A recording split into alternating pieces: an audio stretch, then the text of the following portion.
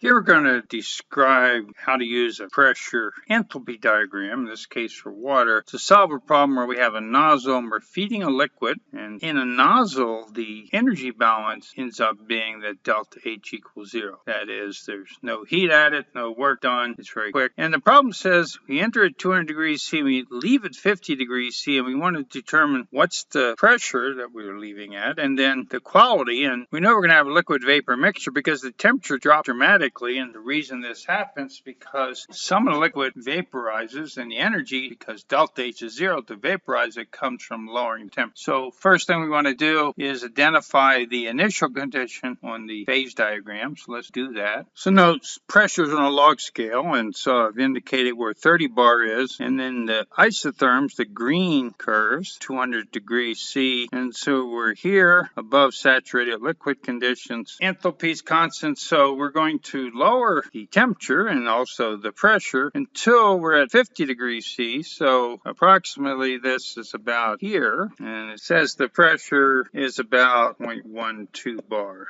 So we can't read it very accurately. And then the quality, as you can see, quality 0.2, quality of 0.3, and if we connect, we're about a quality of 0.27. Namely, 27% of the liquid evaporated causes this large temperature decrease. And so the pressure enthalpy diagram is very useful when we have a process that's at constant enthalpy.